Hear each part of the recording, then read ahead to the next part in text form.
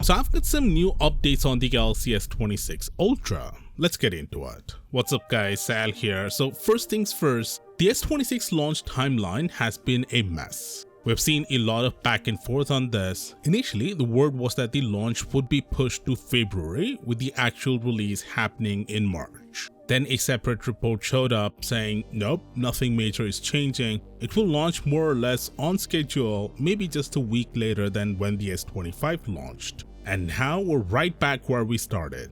February launch, March release. This time the info is coming from Ice Universe along with a trusted Korean outlet, so yeah, this one carries some weight. What that basically translates to is this. Expect the Unpacked event to land sometime in the second half of February, with the phone showing up in stores roughly 2 weeks later in March. As for why this delay is even happening, that part is still a big question mark. It could be a last-minute reshuffle involving the Edge and Plus variants. It could be the ongoing RAM supply issues the entire industry is dealing with right now. Or it could be something else entirely. Bottom line, we don't know for sure, but as of now, a delayed Unpacked event is what you should expect. Next up, we already know the S26 Ultra is getting bumped up to 60-watt wired fast charging, and now Samsung has already launched the charger itself. This is what it looks like. Samsung says that when the charger is plugged in but not actively charging a device, it only pulls 5 milliwatts of power.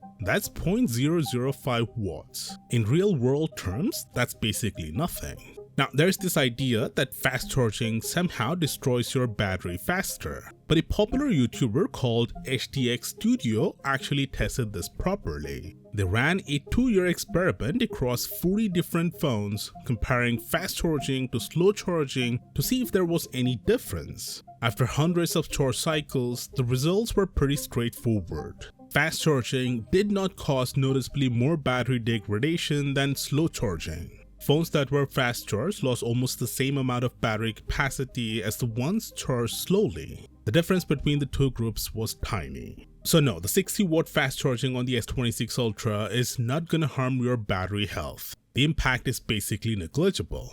Now let's talk about the S26 Edge. We already knew Samsung had effectively cancelled it, but just to be cautious, Samsung was still developing the S26 Edge as a potential May release similar to what they did with the S25 Edge. Multiple credible reports suggested Samsung was taking a wait-and-see approach, planning to decide sometime next year whether the S26 Edge would actually launch. Well, according to Korea Economic Daily, that decision has now been made. Samsung has completely halted development of the S26 Edge. That means it's not launching next year, not in February, not in May, not at all, ever. The report claims weak sales of the iPhone Air played a big role in this decision. In fact, it even says Apple itself is considering cancelling the iPhone Air 2 in 2026. The reality is, there just isn't much of a market for ultra-slim phones. And it's not because people don't like slim phones, it's because they don't like the compromises that come with them.